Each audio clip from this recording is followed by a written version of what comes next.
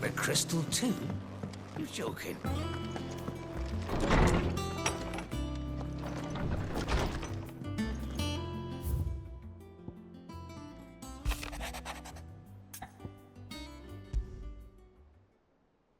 What could be wrong with Torgor? He seemed well enough when I last saw him.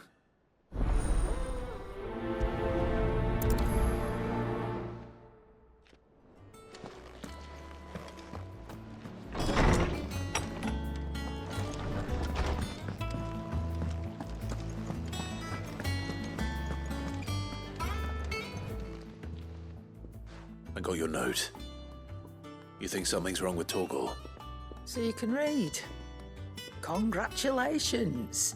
But I didn't say I were wrong with him. I said something weren't right. He's not been eating me treats. He used to love cracking the bones from Molly's boiled brown, but now he won't so much as look at them. Didn't like him. Which is why I'm of a mind that his mind's on something else. You've not been working him too hard, have you? No harder than usual. Is that it, boy? Do you need a rest? What was it you said he was? A frost wolf? That's what the lawsman seems to think. Then maybe this all has something to do with whatever it is that's woken inside him. I suppose things have been different since Rosalith. Perhaps Hippocrates knows something. Instead of everything, you mean? Perhaps.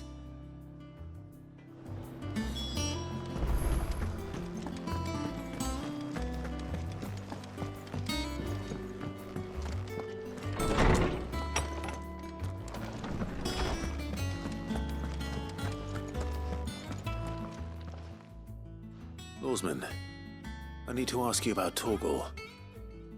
Something's not right with him. He isn't ill, is he? I don't think so. But according to Lady Karen, he seems to have lost his appetite, which is certainly a new development. She says he's hardly been touching his bones of late, and she believes it may have something to do with what happened at Rosalith Castle. I rather think she might be right, though not about his appetite. All canids are instinctively inclined to crack open bones for the rich marrow that resides within, and I see no reason why a frost wolf should be any different. Accordingly, I suspect it is not a lack of appetite that afflicts Torgor, but a surfeit of it. If we assume that his newfound magics require additional nourishment to sustain, it may well be that the bones Lady Karen is accustomed to providing are no longer sufficient. Frost wolves, after all, habitually prey upon far larger animals, whose bones may yield altogether different nutrients. As to where one might find a suitable substitute, some antelopes that graze the meadows of eastern Rosaria have been known to grow to a size more than double that of their lesser cousins. I don't recall ever seeing any that large. And little wonder. The oldest and largest such creatures rarely leave the safety of the highlands for fear of predators. The last elder antelope sighting I recall hearing about took place near Cressida, and that was long before the village was abandoned. Even so, it seems like a good place to start. Good hunting, Clive.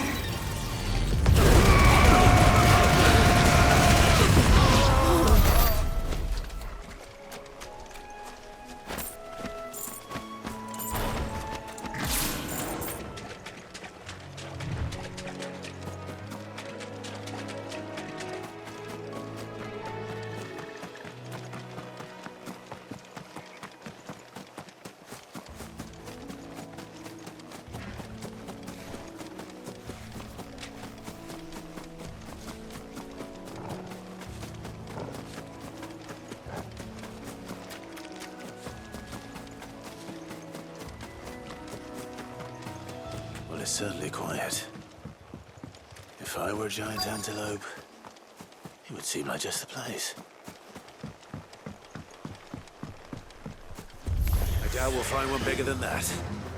You hungry, Torgal?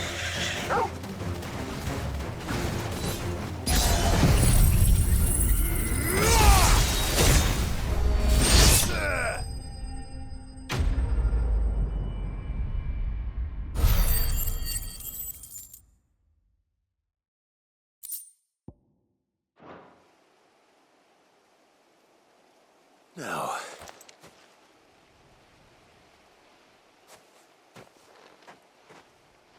will it be enough, I wonder?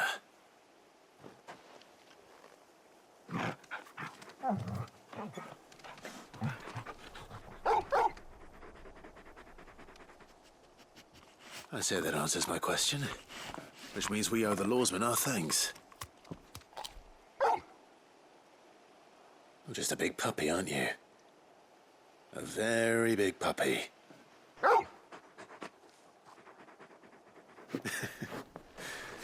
You do know you can take that with you, Torgal.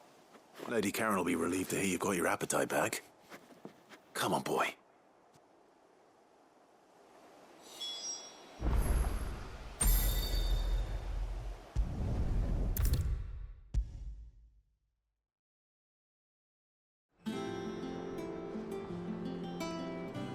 I noticed you and Torgal had gone off somewhere. Take him for a walk, did you? You could say that.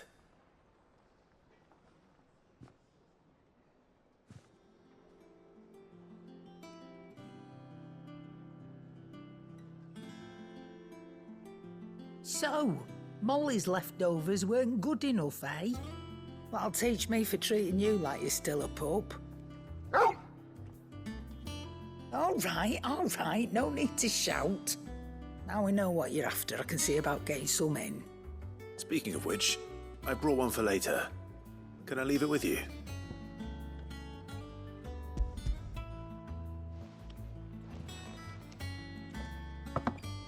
You can, aye. I'm nice like that. In return, you can thank Tomes for me. The bloody know-it-all. I was just on my way to see him.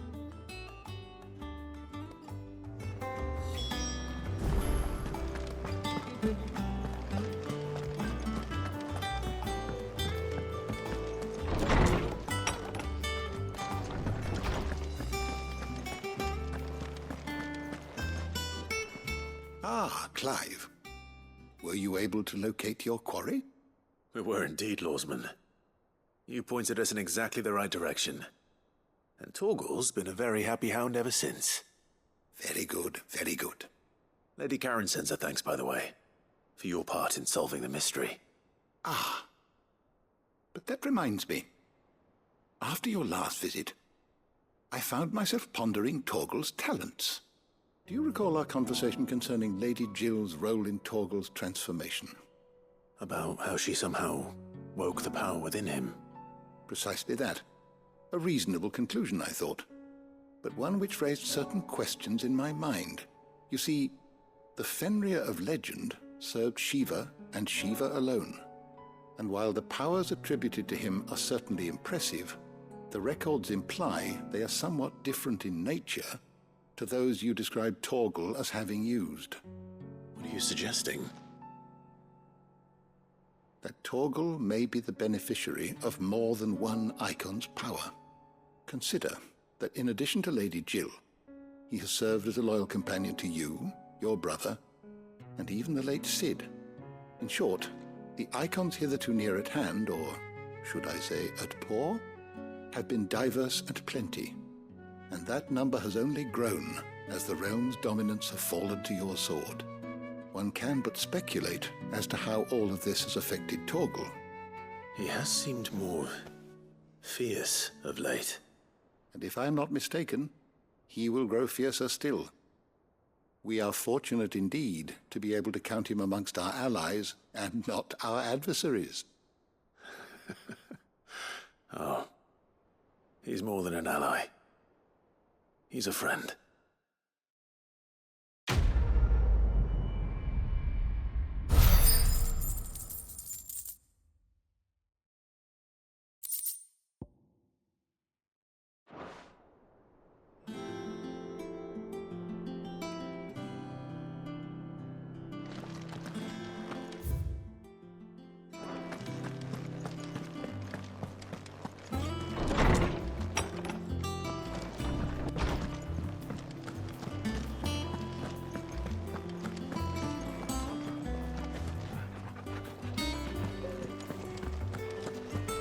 crack the crystal too? You're joking.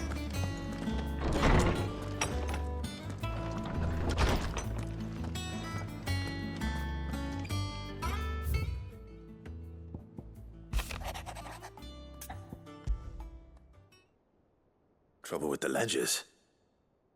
Shouldn't he be asking Otto for help?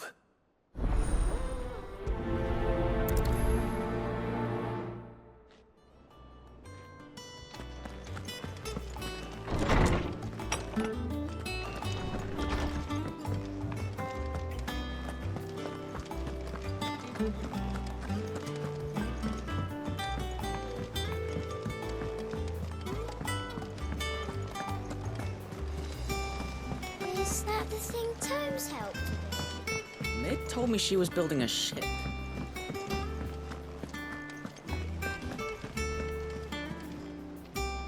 Clive, did you get my letter? That's why I'm here. Shh. Otto won't be listening. Is this better? A little. Listen, I've some bad news. It turns out the hideaway may be slightly behind in its payment to certain lenders, and it may be my fault. But I swear to the goddess, I thought I had the numbers square. Sadly, that square turned out to be more of a circle. Zero, you might say. I can straighten it out, I swear, but it's gonna take some time, and I'm gonna need help keeping it from Otto. Bit late for that, I'd say. There you are! What a surprise! So let me get this straight. You forget to pay our lenders what they're due, and instead of coming straight to me, you get Clive to come to you. And I hope he'll dig you out of the hole you've dug for yourself. Clive, the man in charge of the place you've been cheerfully trying to bankrupt. And you thought this was a cunning plan. Why? Well, who needs paying? Oh, just Martha. And the dame. And, well, Lady Karen. But only 500 talents. We owe 3 of our most trusted friends 5 million gil. Each. 5 million each. They lent us the bulk of the money we used to rebuild the hideaway, you see, and, well, I must have made some sort of oversight. Those ledgers were my responsibility, and it was my decision to entrust them to you. This is my fault. Do we have that much to hand? I can always ask my uncle. No, we don't. And no, you won't. We've lightened Lord Rosfield's purse enough. After the king's ransom we had off him, he deserves better than to see our begging bowl. Besides, we'll need to learn to stand on our own if we're gonna make this work. All right. But that doesn't mean you have to shoulder the burden yourself. Is there anything I can do to help? There might be. How'd you fancy taking these to Martha and the dame? Rocks. Rocks, he says. Worth 1,000 talents apiece, these are. A little something Sid and I set aside for when times got lean. And I reckon 15 million in overdue debt probably qualifies. I just hope our associates' eyes are a bit more discerning than yours. I'm sure there will be. Should be me making the rounds, really. But you know how it is with this place. Orders to bark, arses to wipe, and all that. I know. Which is why I don't mind going in your place. Go. Do you know why I only gave Master Clive here 2 star rubies? Because you'd rather Lady Karen killed me. Because I'd rather Lady Karen killed you. Yes. Well, I suppose this is goodbye then. Don't worry. I'm sure Karen will understand. Really? Do you think so? No, I don't.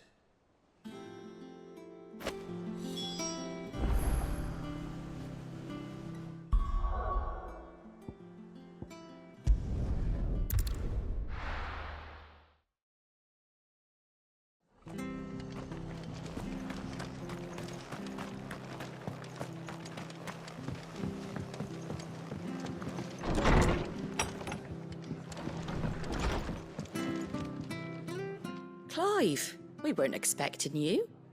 I wasn't expecting to be here, but it seems we still owe you a considerable amount of coin for your help with our rebuilding efforts. And though I doubt it's what you were expecting, we were hoping you'd take this as payment.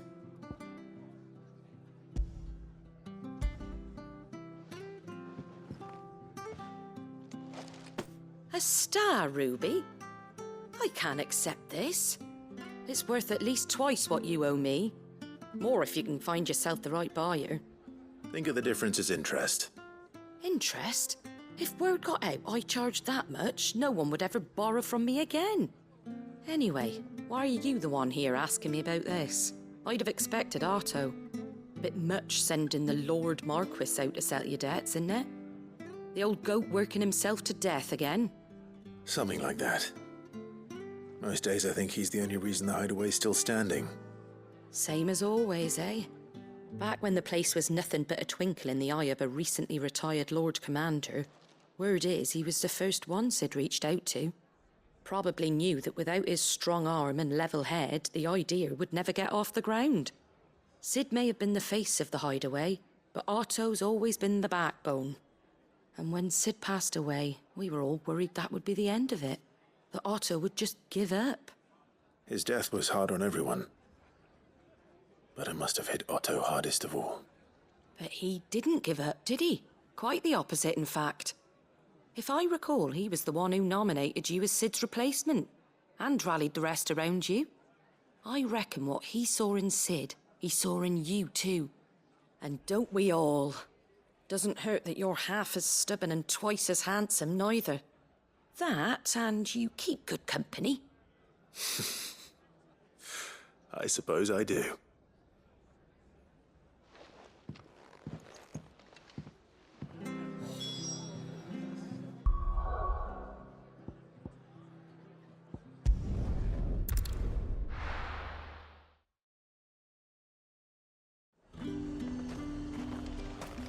There's talk at the glass gate. How the hell is anyone supposed to...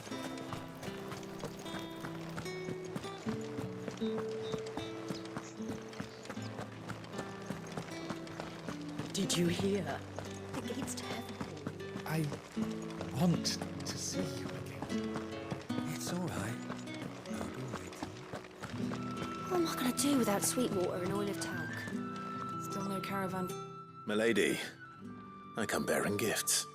Gifts? Whatever is the occasion.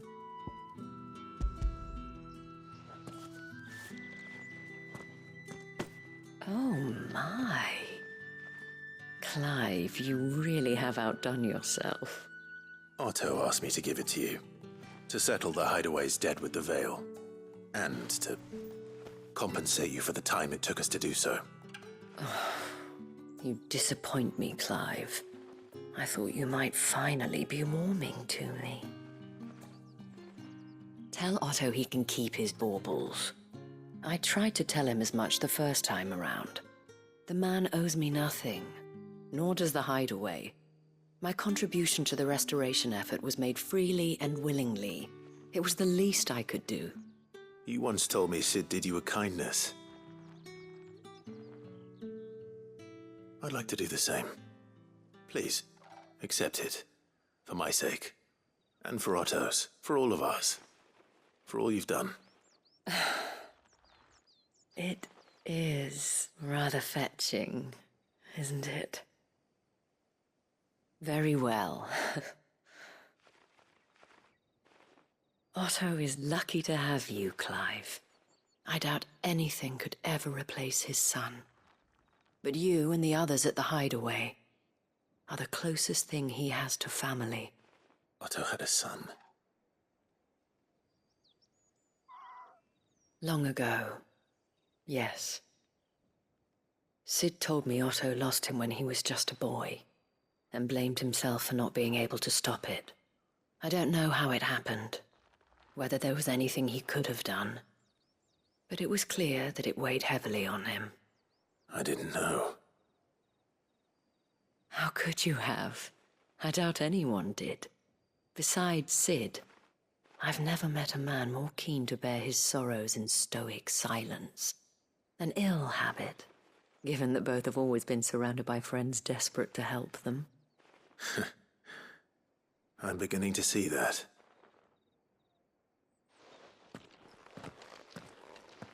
Go will want to know the stones were delivered, if he's still with us.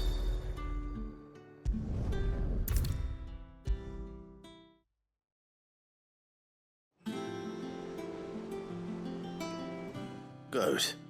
Still alive, I see. So Lady Karen accepted the ruby. Ah, about that. I tried my best, but she was just too stubborn to take it. She threw it right back in my face, in fact, and told me I could stick my stupid stone where the sun don't shine. Karen refused payment. I hope it wasn't something I said. I'm sure you were as tactful as ever. Let me see what I can do. Oh, wonderful. I hope you have better luck than I did.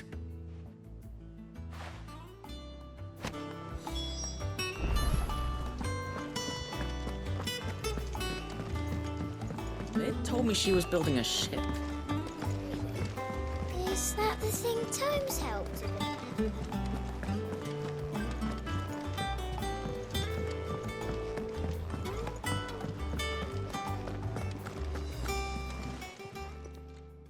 Lady Karen, Goat tells me you weren't happy with our offer. Would you prefer the debt was repaid in coin? What debt? I don't recall lending any of you lot me hard-earned gil. I may have tossed a talent or two in the Hideaway's coffers, but those were donations, and you can hardly call it charity if you go asking for it back. Of course not. But one good turn deserves another. And our circumstances have changed. Surely you wouldn't shun the gratitude of a pauper who happened to have become a prince. Oh, so you're a prince now, are you? Fine. But I'm selling it and taking what I'm owed, then you're getting the rest whether you like it or not.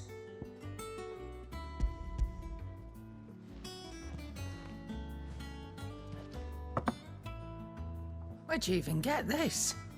A decent trader might nab 1,000 talents for a star ruby. A canny one, meanwhile, might claim it were nicked from the belt of Sid the Outlaw himself and ask twice as much. Might be I already have a buyer in mind. Might be you even know her. A fine continental maid whose beauty's only eclipsed by a guile in commerce. You wouldn't mind, would you? Not at all. Just be sure to tell her that it's always a pleasure doing business.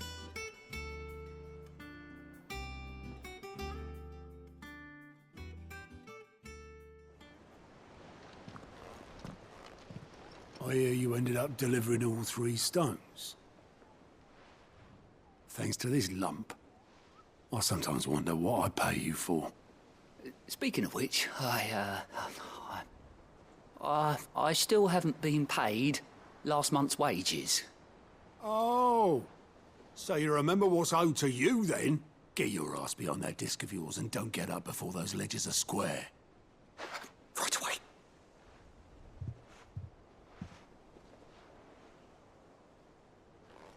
I've seen that before. Yeah. Plenty of times. It was the only goblet Sid ever used.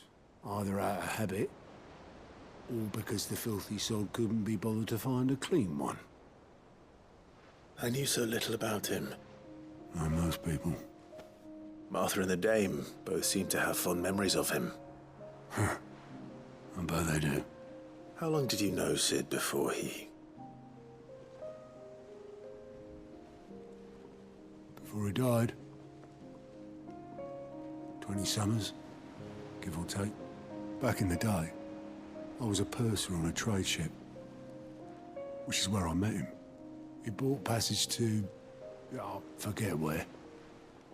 But having nothing better to do on the long nights, we set up drinking island rum till the morning bell dragged me back to my duties. Quit my post not long after that. On account of making a fine maiden's belly fat. But me and Sid stayed close, promising we'd one day sail the seas again. That was before fate stepped in. and said she was having none of it. The magic woke inside my son soon after his first name day, and there was no hiding his knack. Couldn't you and your family have... My family were the ones who summoned the constable, wanted the monster taken away. I couldn't turn my back on him, forget what I felt, and I couldn't for the life of me understand how they could. Luckily, Sid was of the same mind as me. It was him who stood beside me when all I wanted was to tear the whole world down. Him who cried for me when I had no tears left of my own. Him who swore he'd do everything he could to stop it from happening again. And he was true to his word, too. Left the Royal Army once and for all. His ranks, his ribbons, gone.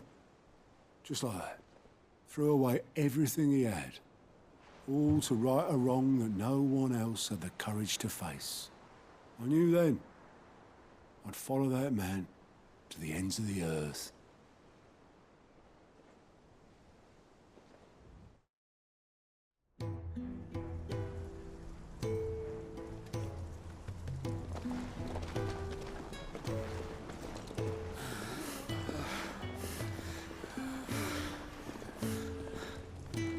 He was always too clever for his own good, was Sid. Saw the world for what it really was, while the rest of us were content to go along with the lie we were shown. And it can't have been easy, bearing that burden alone.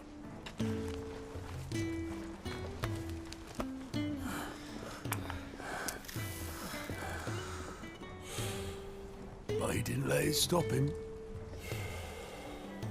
He never lost faith in what he believed was right. And that gave us faith in him. Faith he'd steer us true.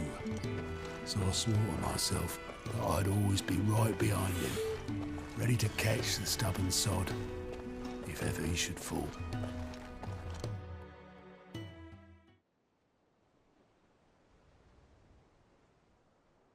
But I couldn't even do that.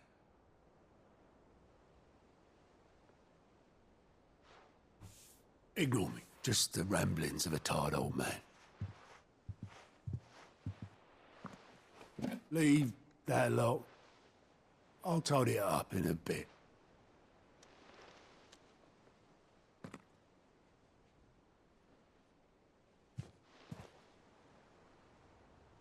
This is Sid's handwriting.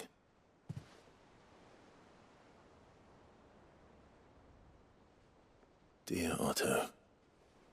I may be drunk, but I wanted you to know this place would be fucked without you. Love you, you grumpy old sod.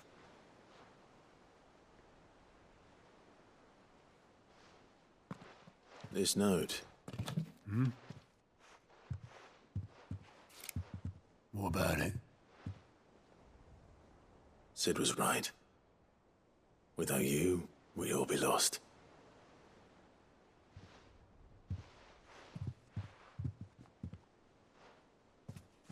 He should have bloody well said so then. Just once. Before he went. But then, why would he? Him, or anyone? I'd only have told him to piss off.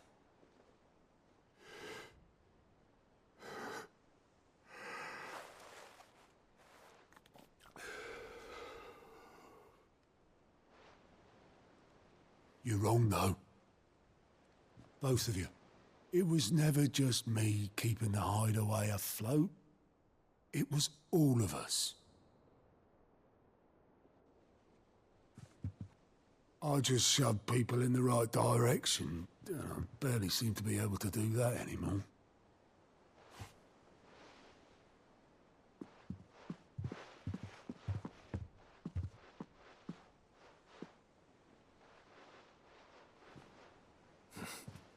Would you rather goat were at the helm? Well, maybe I've got a few more years left in me. I'm going to hold you to that, Otto. Before you go, Sid would have wanted you to have this. But that's... This'll do me just fine.